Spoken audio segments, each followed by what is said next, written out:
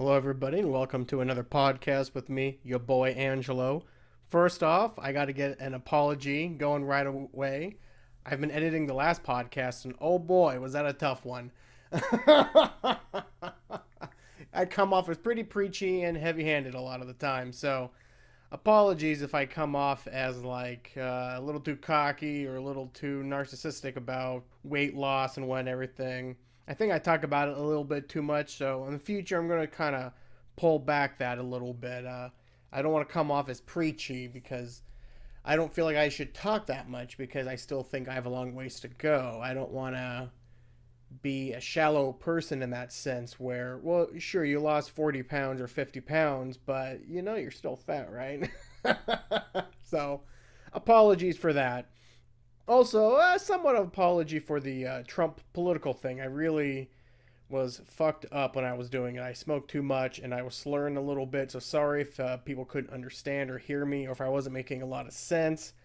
But if you listen to my podcast every week, you know I rarely make sense. So, anyhow, I just had to get that out of the way first. Right away, I want to address the elephant in the room and talk a little bit about what happened on Wednesday, a day that I think is a pretty big day in our nation's history so far. Some people think that may be dramatic or a little bit overreactionary, but I mean, what I saw on Wednesday, it really looked to me like it had high elements of a coup. You had a sitting president urge fans of his to act on false information, lies, to basically march to the White House or the Capitol building and stop it.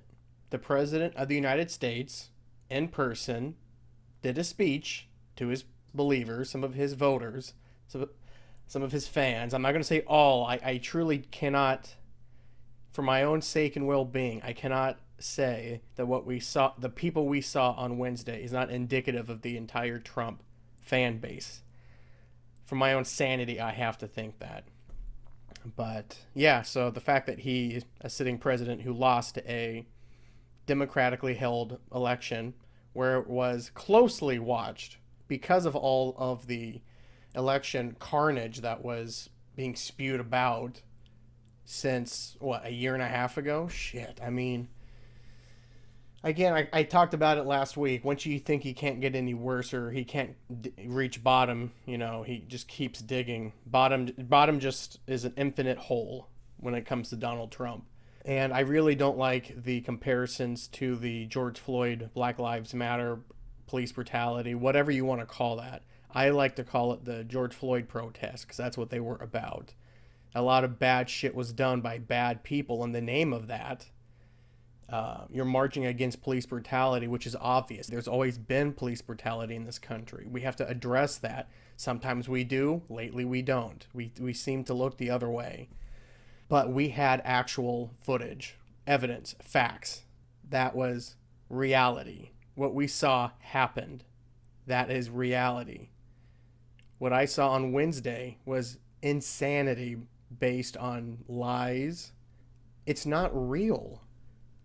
And the president has inflamed this to a point where I didn't think possible. I truly thought there was going to be a protest, but I thought it was going to be, for better or worse, a peaceful protest. I thought there might be light skirmishes. I remember talking to family and friends about this on Monday or Tuesday. Oh, I did not see the storming of the Capitol building. So, anyway, I don't want to spend a lot of time on this. It's very depressing to me, but I think there is some good that came out of it. I feel like this is overshadowing, rightly so, that the Senate has been turned Democrat, and so now incoming President Joe Biden will have a Democratic-controlled Congress. So that's great news. Let's hope we fucking do something. Prove me wrong, Joe. And that's huge. That's huge. And the outcry of Wednesday by both parties, and both parties calling for impeachment or calling for Donald Trump's resignation by both parties. There's still a few traitors out there that voted against the election, but I really hope voters vote them out and they are shunned from society. So yeah, there was some good done. The horror that I'm seeing across the country, red or blue, green, it doesn't matter. Everyone's appalled. Everyone's appalled. Don't go on social media and try to start fights. That's not good for anybody.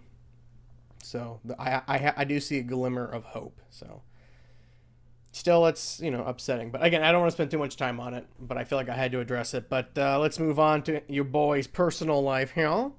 Well, first thing is I upgraded my cookware. Yeah, I know. New cookware alert. Becoming an adult is shitty in so many different areas.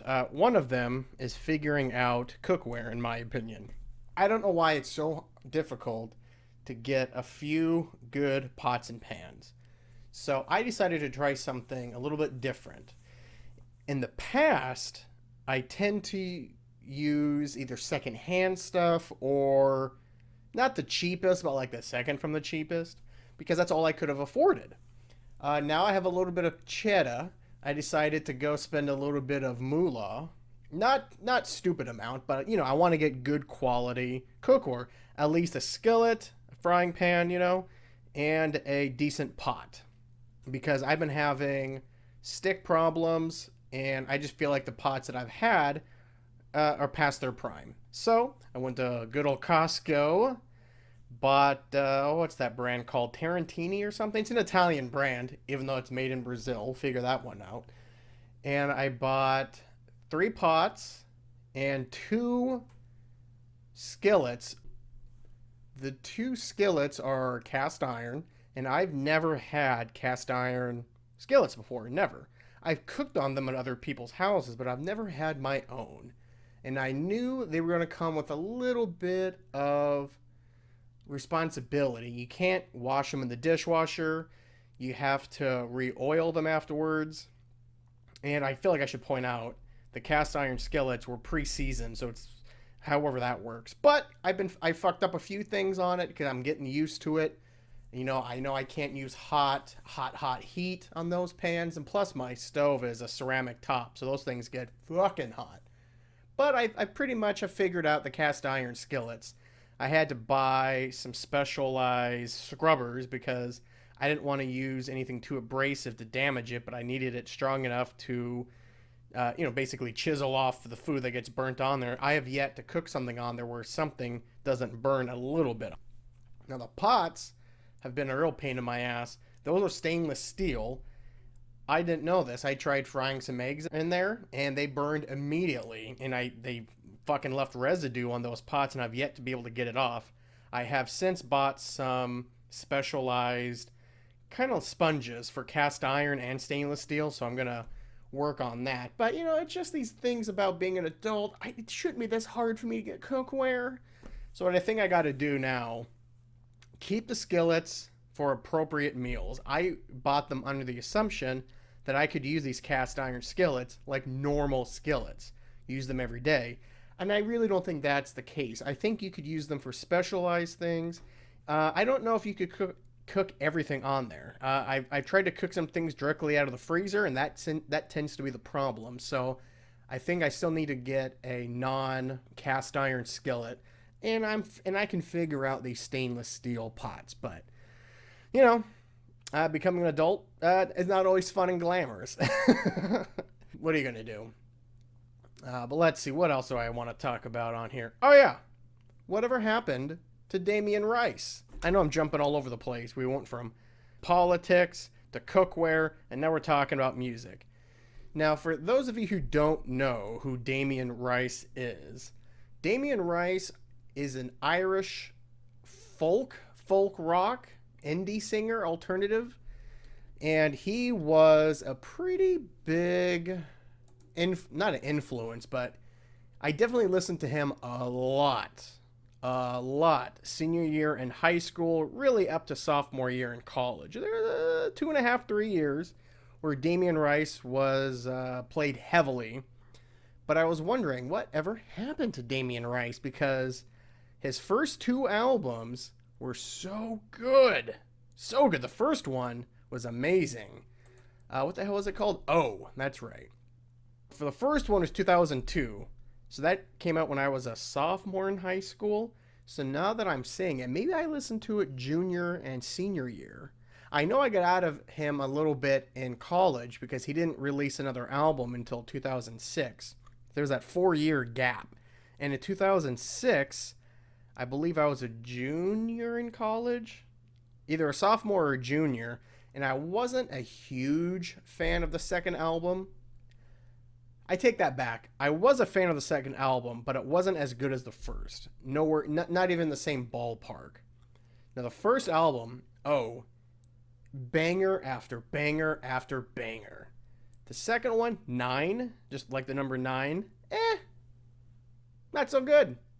But now that I'm talking about it, I really wish I would have replayed the albums before talking about them.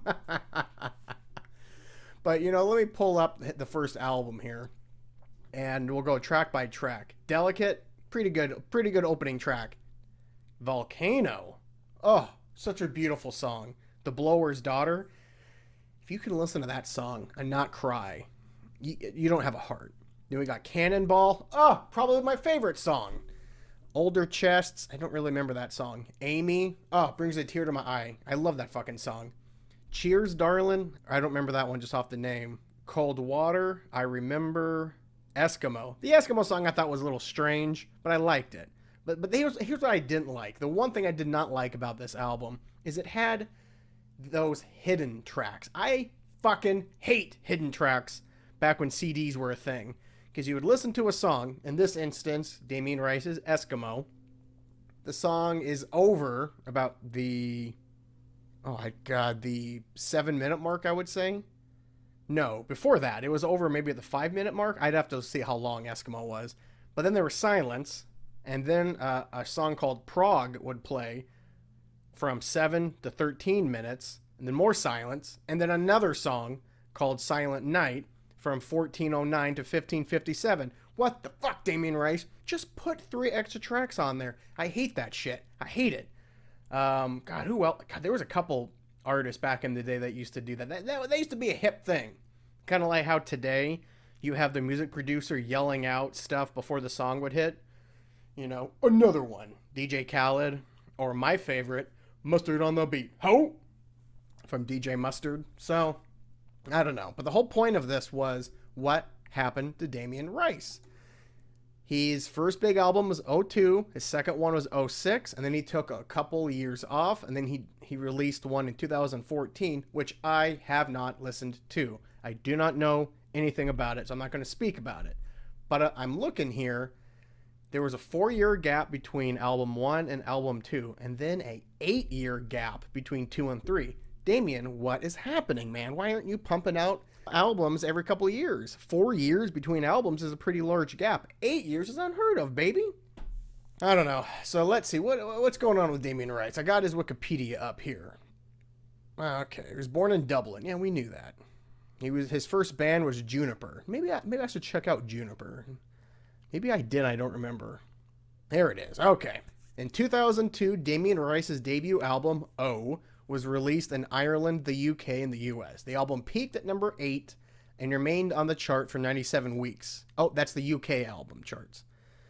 In the US, it sold 650,000 copies. The album won the Shortlist Music Prize, and the song Cannonball and Volcano became top 30 hits in the UK. Well, I don't know what the fuck the Shortlist Music Prize is.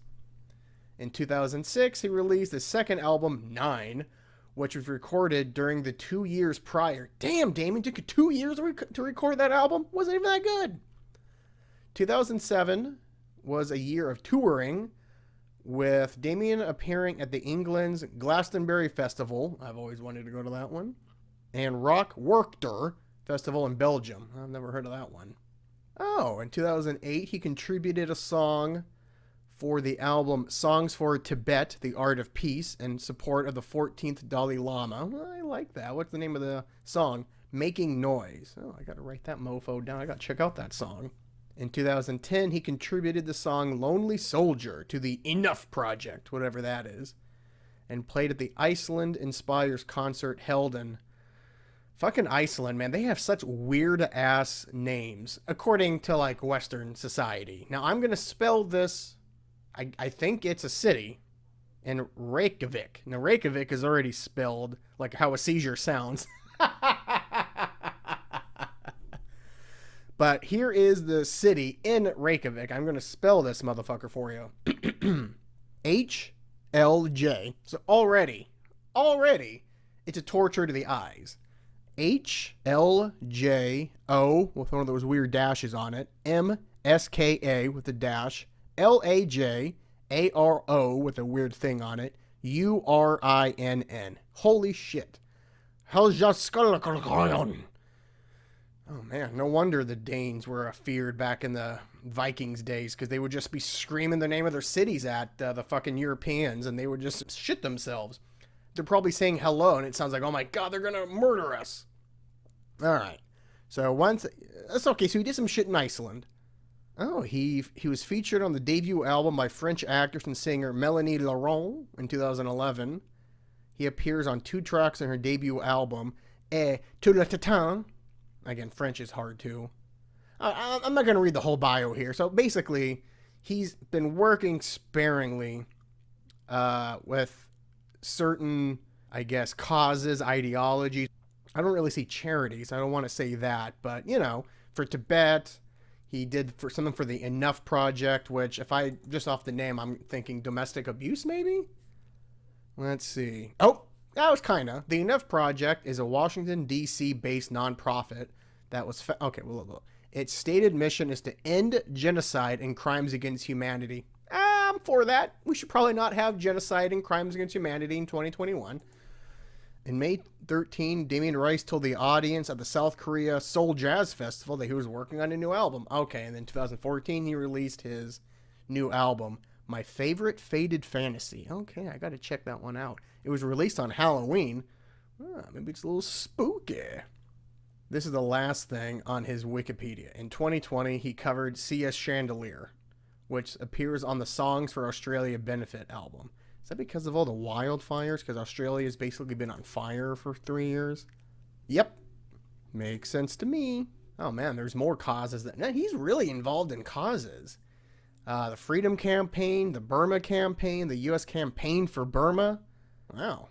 He even played at the Nobel Peace Prize concert. Damn. Alright, I apologize, Damien Rice. You have been busy. I thought he was just a shut-in, like he released one amazing album, one pretty good album, and just said, fuck it, I'm done.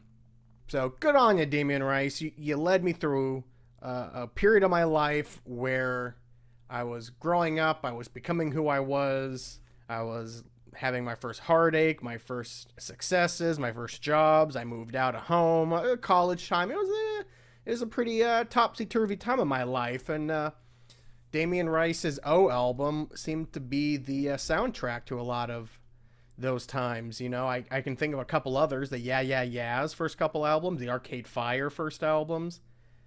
Definitely Modest Mouse and Death Cab for Cutie. Fuck, you know what I should do on another podcast is talk about nostalgia music, but specifically from my late high school to college days, because that's when I still listen to a lot of that music. You know, I have a playlist that I've created that I continuously add and delete from, and last I checked, I believe it's almost at 1,600 songs, and it's got all the genres in it: classical, rock, jazz, everything, even a little bit of redneck country mixed in.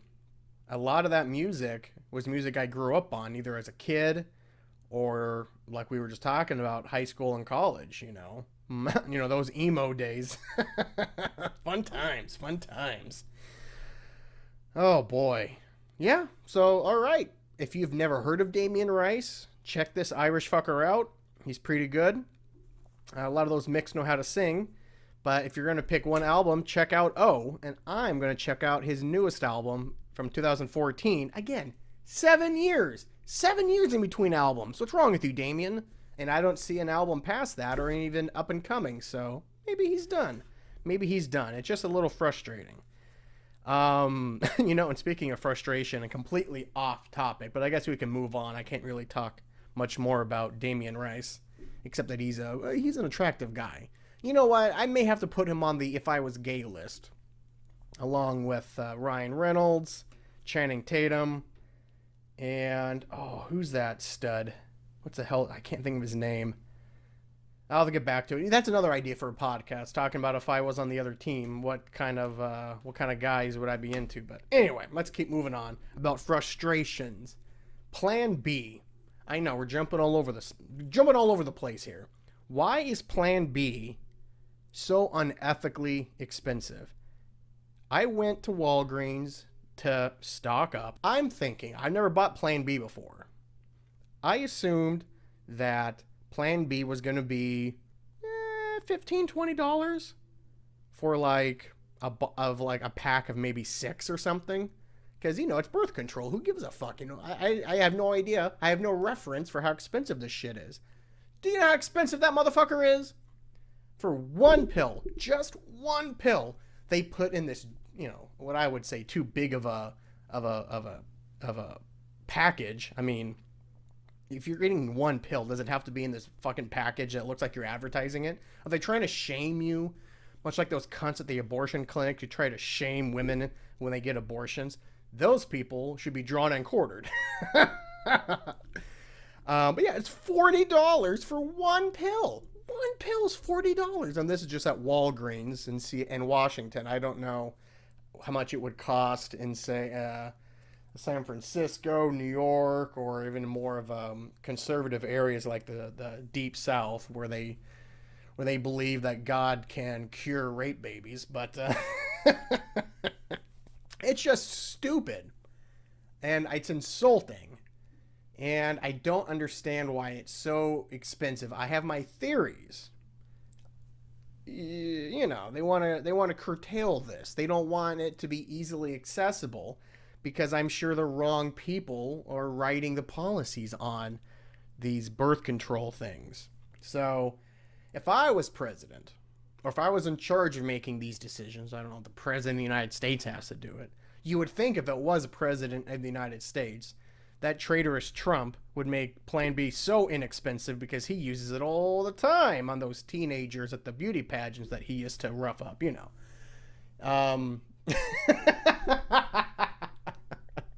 Allegedly. But yeah, it's disgusting. If I was in charge, you could get... I would meet him halfway. I'm not saying you should get like, a multivitamin large jar of them. But, you should be able to get, like when you buy melatonin, they give you those little wrapping things where you have to punch out the pill. And you probably get 12 in a package.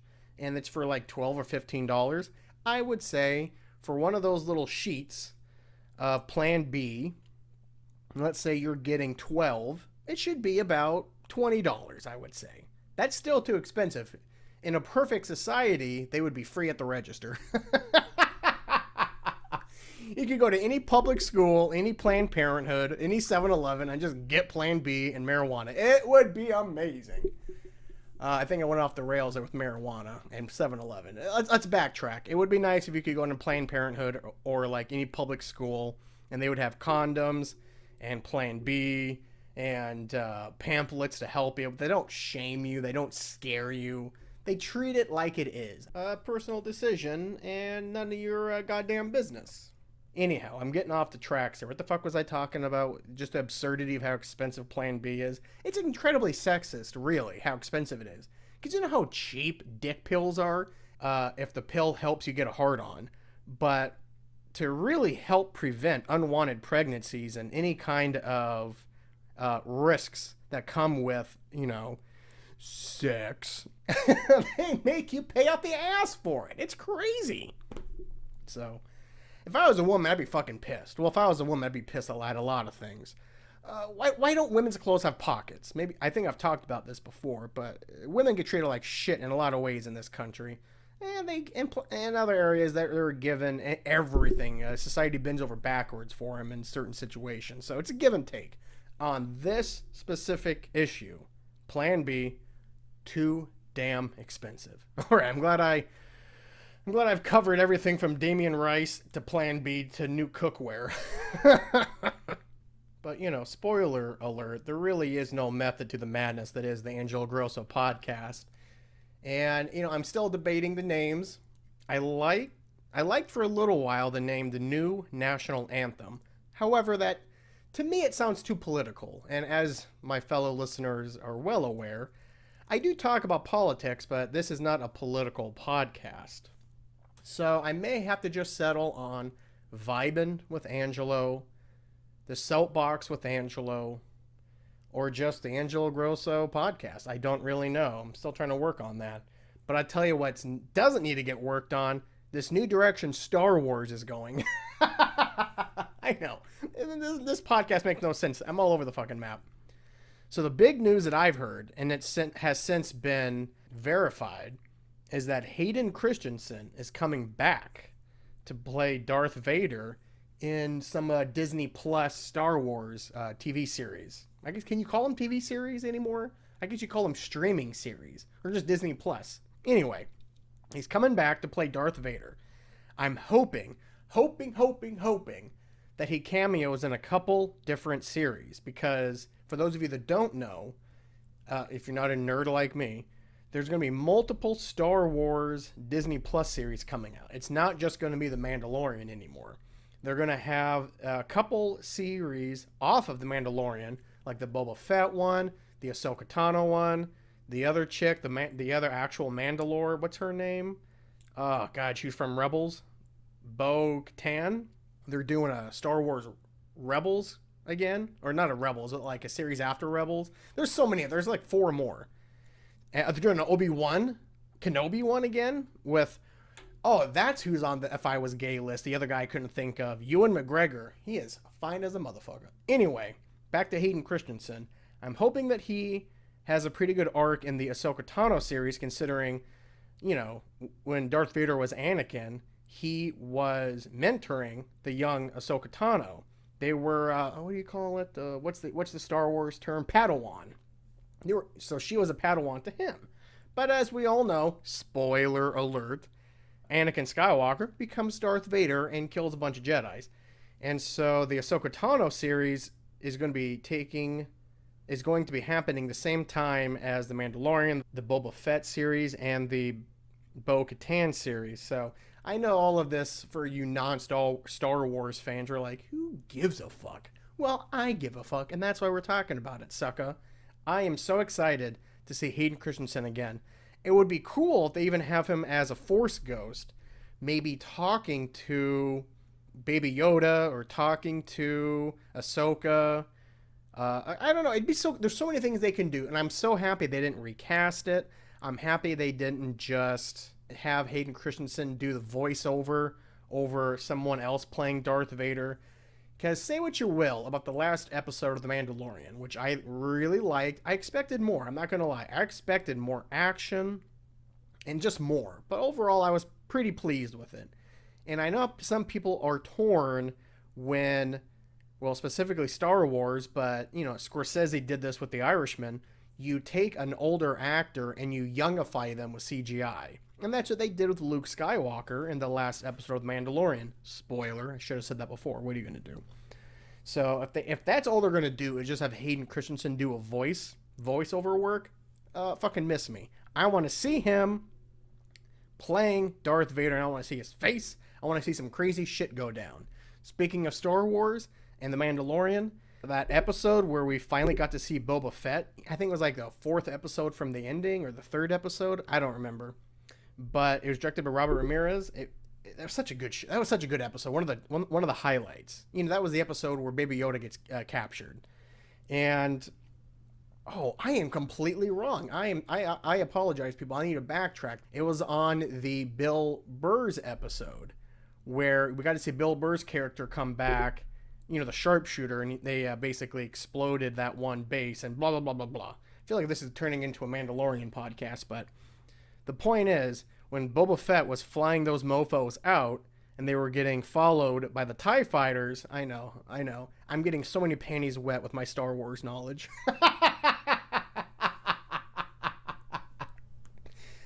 When Boba Fett is flying away and he's being followed by the TIE fighters, he says, I'll take care of this. And he drops those sonic boom bombs. I don't know how else you want to describe them. I had to change my underwear because I was so gleefully happy that they brought back my favorite Star Wars weapon, almost from all of the movies, from one of the shittiest movies in the series, Attack of the Clones. Is it Attack of the Clones or Revenge of the Clones? You know, the second one, or the second prequel movie. You know, that abortion of a movie. There's a scene where Jango Fett is being chased by Obi-Wan Kenobi, and he starts using the sonic boom bombs where they explode, and then there's a silence, and then you just hear those, and it's so cool, and everything around it just turns to dust, incinerates. And I thought that was one of the best moments of that whole movie. So now that they brought back The Mandalorian, oh my goodness, my hips were going. I was in an amazing place. You know, it was such an amazing. It was a very sexual thing. I don't know why. Oh, it reminded me of when I was in middle school and the prequels first came out, The Phantom Menace, and the first time that I saw Darth Maul in that final encounter at the end of the movie between him, Qui-Gon, and a young Obi-Wan. And you have the John Williams score, that Duel of Fates, which, by the way, if I could go back in time and play a song to lose my virginity to, it would have been the Duel of Fates. That song is so cool and so epic, you know? Fuck it, play that song at my funeral. I'm going to play it at my wedding. If I was a baseball player, that would be my walk-up music. And if that wasn't good enough, if that wasn't already filling your pants with happy sauce, you then saw Darth Maul turn on the lightsaber, which was red. We've seen that before. But then that other end of the lightsaber came out, and you're like, holy shit, it's a double-sided lightsaber. That's when I became a man. I hit puberty all at that moment. My chest hair just shot out hair like one of those Play-Doh toys. I grew a mustache. My voice fell octaves lower. And I liked women. It all happened within 5 seconds of seeing that. And sometimes if I'm really stoned or just bored, I will turn on that scene and just be like, you know what? That's when America was great. When 12-year-old boys were becoming men because of a Star Wars movie. I'm getting goosebumps just thinking about it, you know? Fuck, I'm going to go watch that shit tonight. All right, sticking with the movies, let me kind of rewind the clock a little bit and go back to late November and pretty much the first couple of weeks of December, when I was doing the, Angelo Romance podcasts. I put a lot of stuff on the back burner, which was movie reviews. Well, movie and television reviews, I should say. So, over this podcast, maybe the next couple ones, I'm going to try to catch everybody up to what I was watching, what I liked, what I didn't like, durka. First things first, I'm going to take a hit of this. I believe this is Chemtrail. Oh, no, this is Kimmy Jones. Kimmy Jones is the name of the strain. Oh, I see. It's just a different name for Chem Dog. Okay, well, I like Chem Dog. Chem Dog is one of my favorite strains. It's kind of an energetic, calming indica, and I know, how can you both be calming and energetic? Well, let me explain to you, dum-dum. It is calming first, but it is energetic in the sense of it gives you that clarity of energy, if that makes any sense. I still smoke this before I go to bed, sleep like a baby more often than not, so it's not energy that's going to keep you up. It's not like that caffeine level of energy. Maybe I'm not doing a good job describing it. Fuck it. But let me do a quick hit here.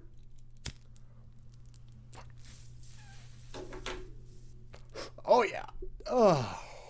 Whew. Hits the spot, baby. Hits the spot. Oh, yeah. And this one, I think, got keef in it, if I'm not mistaken. Let me see.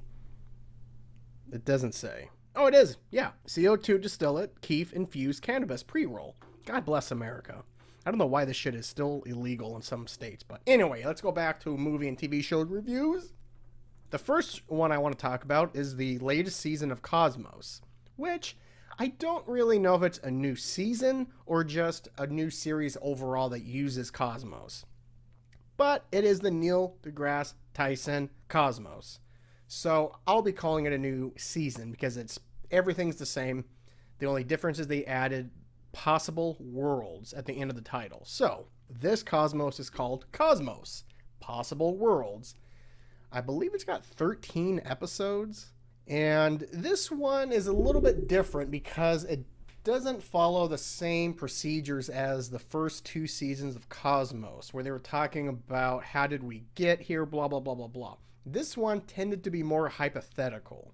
This one was very quick to tell you, by the way, this is based on the science we have available right now. This is a hypothesis. This is my opinion. They didn't just say this is fact. Oh, if only our schools, our law and order system, and our political systems did the same thing. So Cosmos of Possible Worlds was a pretty good series until the end. I feel like it lost a lot of steam on the later episodes where I don't want to give too much away, but they tended to focus on, in my opinion, very boring stories, boring hypotheticals.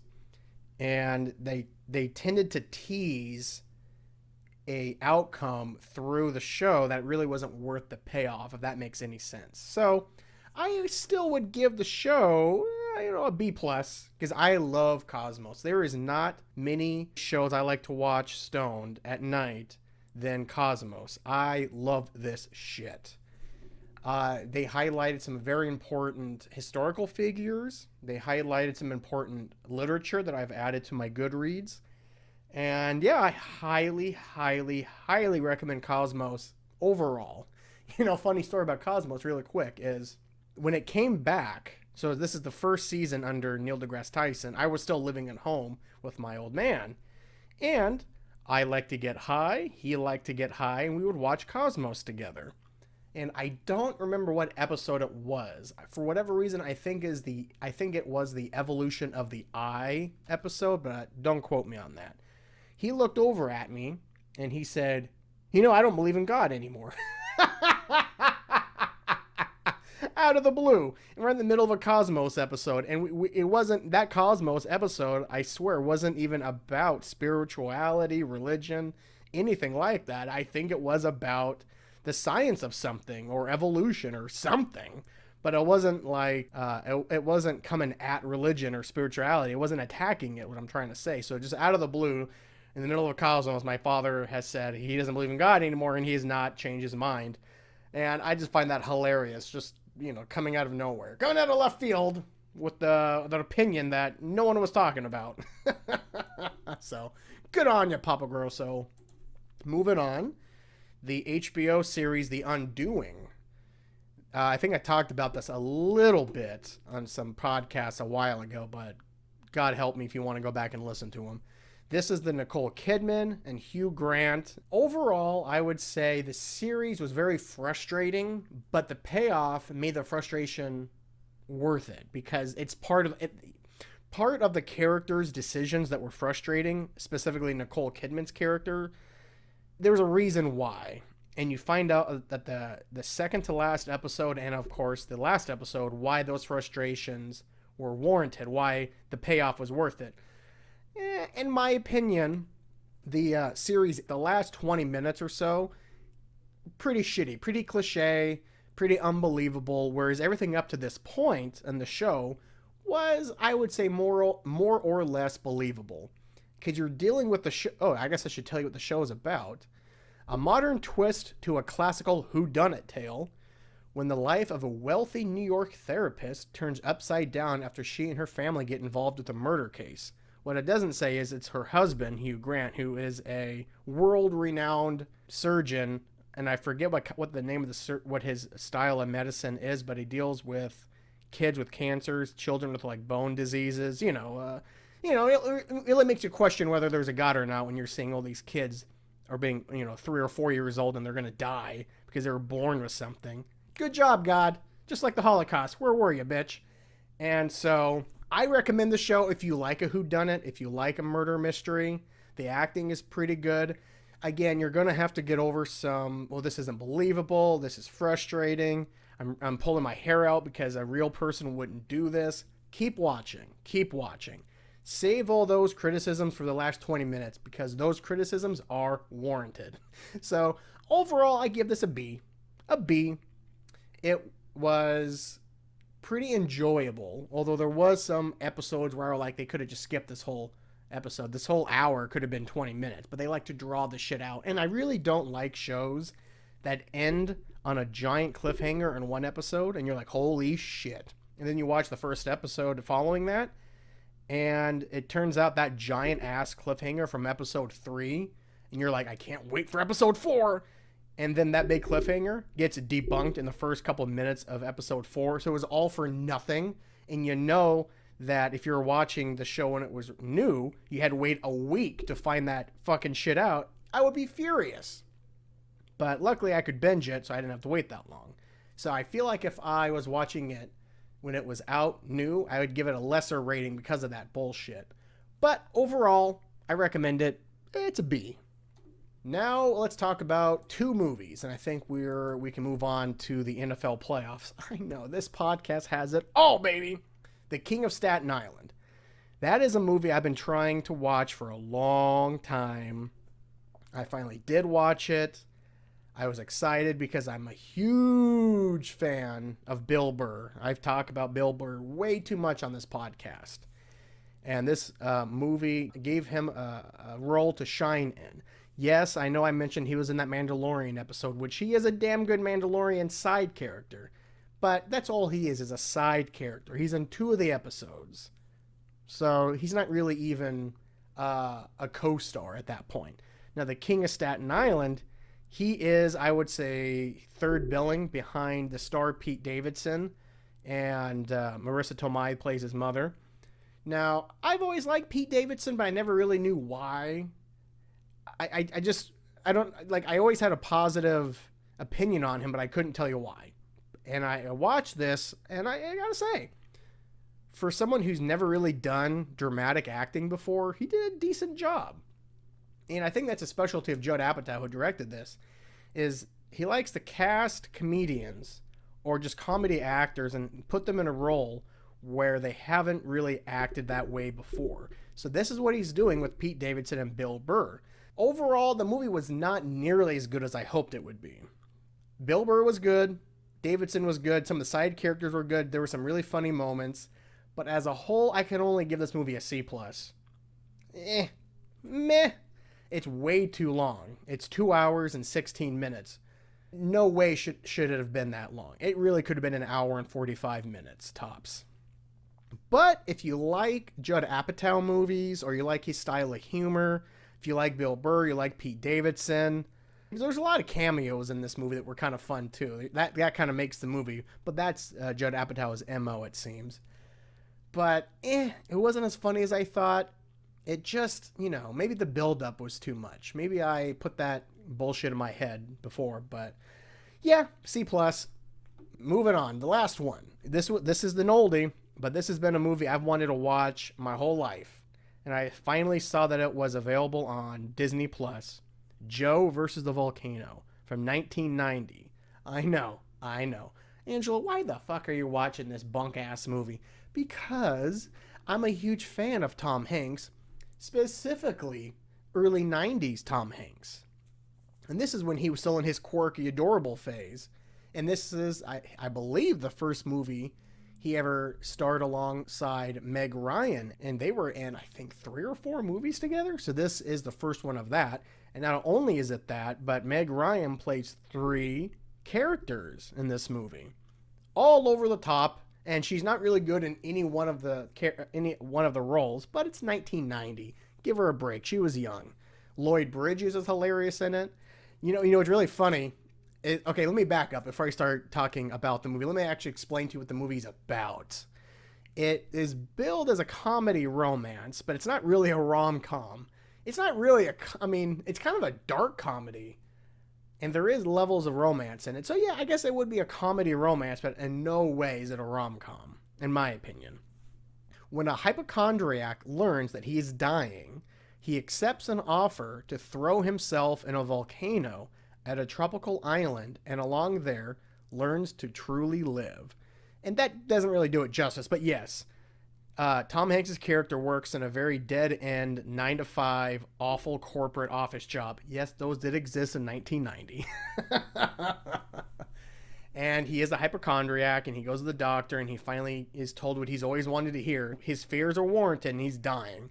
So he quits his job, tells off his boss, takes the girl of his dreams out that he works with, Meg Ryan's first character, and he just decides, I'm going to die. I feel like I should do something. And someone that knows his doctor comes to his house and says, this is going to sound weird, but there's this island where they worship this volcano, and it's actually true, and Durka, Durka, Durka. And Tom Hanks is like, fuck it, I'm going to die. I'll throw myself in the volcano to appease these gods so that these villagers don't die. So he meets the doctor's connections or whatever, and that's the second role of Meg Ryan. She plays the daughter, and she basically is trying to feel out Tom Hanks' character to see if he'd be a good role for the offering, I should say. And then the third woman he meets is the sister of Meg Ryan's character, also played by Meg Ryan. I know, this is insane. And she is in charge of the boat taking Tom Hanks to the island, where there's a bunch of shenanigans that I won't spoil. It is funny to see in 1990, these are tropical villagers, and they're all white people dressed in these fucking cliche-ass tribe clothing. And you're thinking, oh, that's racist. Nah, it's supposed to be funny. Plus, it's a made-up tribe and a made-up island. Go fuck yourselves. Abe Vigoda plays the chief, which is amazing. And I love Abe Vigoda. Some of you may not know who that is, but as someone who grew up in an Italian family watching Godfather all the time, and he was on some other shit. Oh, he wasn't in Taxi, but he was in another TV show I used to watch. And he became very good friends with Conan O'Brien. I love Abe Vigoda. And the other main white star that played the villager was Nathan Lane. Another one of my favorite character actors. I was just covering The Birdcage. It's one of my favorite movies of the 1990s. So, yes, it is a little painful to see Abe Vigoda and Nathan Lane decked out as tribespeople, making up this language and just being so over the top. But it was the 90s. Who gives a fuck? Even today, if this movie was made, I still wouldn't give a fuck because it's a made-up people on a made-up island.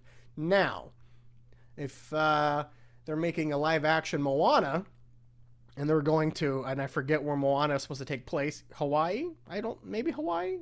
Somewhere in Polynesia.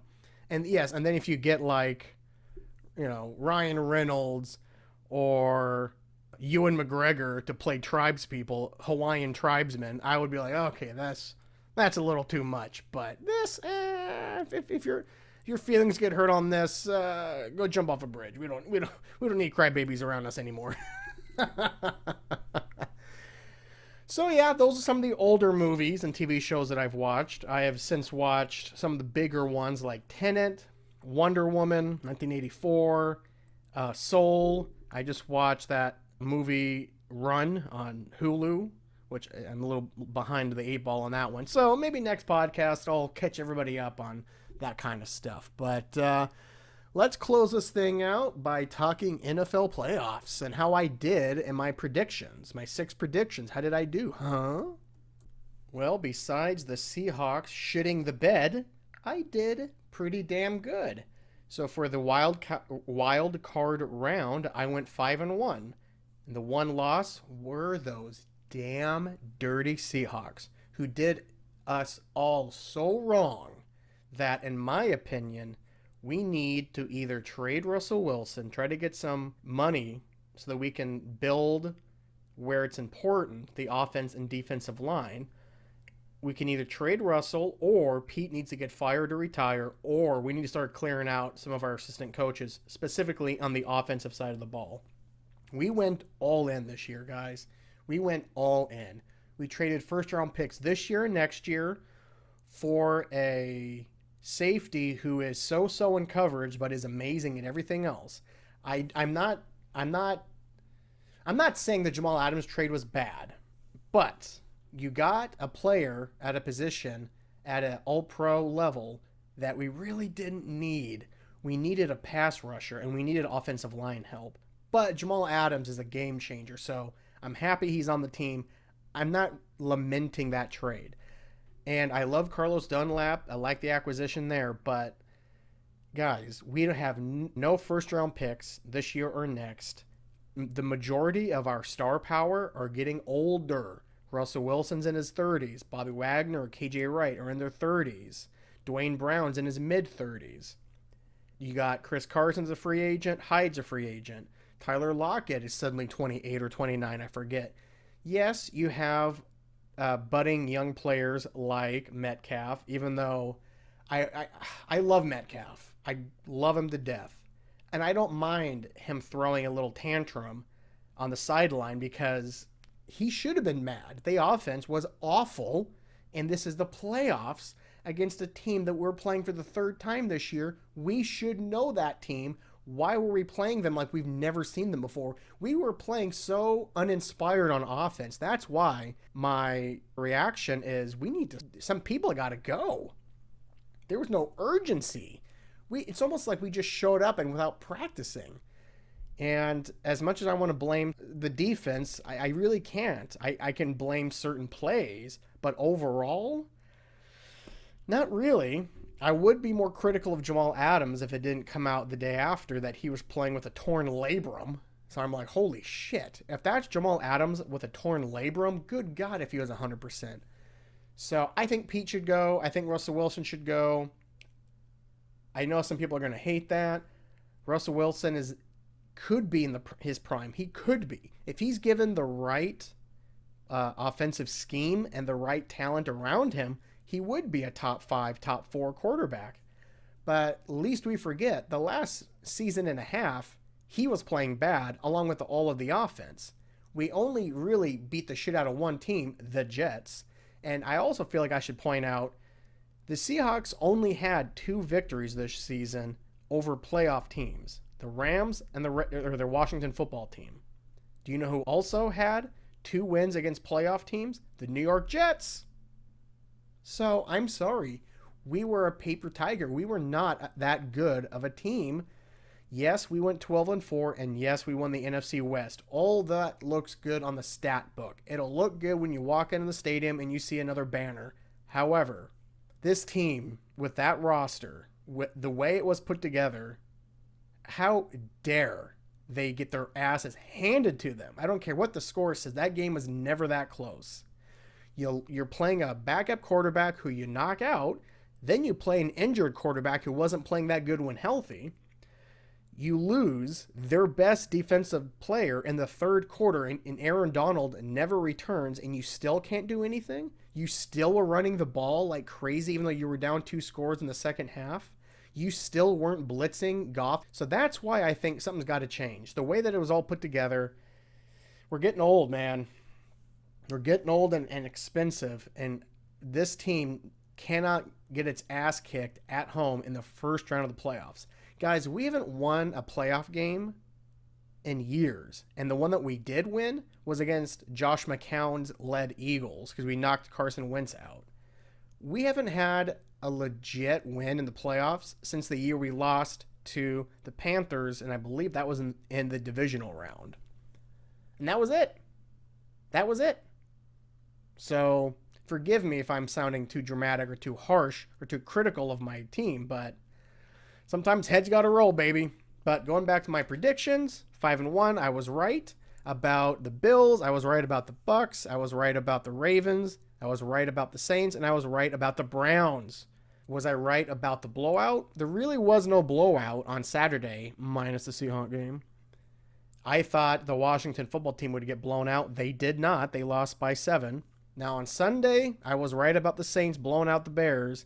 And although on paper the Browns looked like they easily beaten the Steelers, they really didn't. They were out to like a 35-10 lead.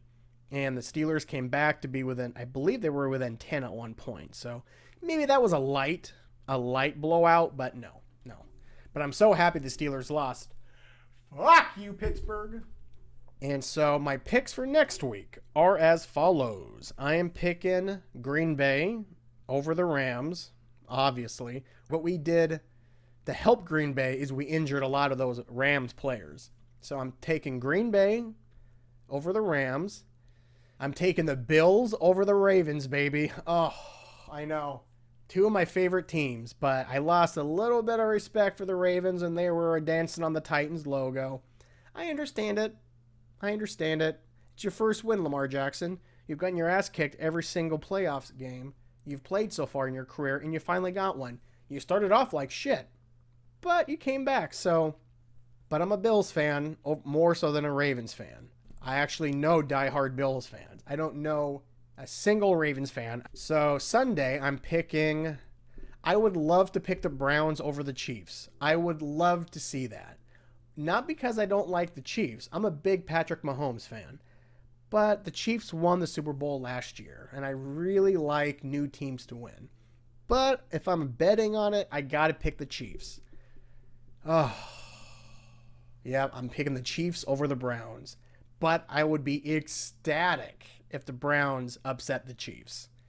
And another third matchup of the season is the Saints and the Bucks. Now, this game I think is going to be a lot closer than some people are saying. Tom Brady against Drew Brees in the divisional round. I kind of wish it was in the NFC Championship. That just has a little bit more sizzle to it. I'm pulling for the Saints, and I think the Saints will win. But I cannot count Tom Brady in the playoffs out. But I can't root for Tom Brady, so I'm pulling for the Saints. Again, my upset would be the Browns on the Chiefs. And I kind of want it to happen, but I wouldn't put money on it. So those are my picks for this week. Green Bay, Buffalo, Kansas City, and New Orleans. All of the home teams. So let's wrap this mofo up because I think I'm almost at an hour. And this was a long one, even though I talked about nothing, basically. Yeah, and it's a tumultuous time in America, or the world. And I really don't want to spend a lot of time on it because I'm sure all of you are inundated with it as much as I am with the news. But I see that the House is going to go through with impeachment. In my opinion, they should. And it looks like a lot of Republicans are joining on. So I really don't... I don't know. I don't know what's going to happen. They're going to vote Wednesday.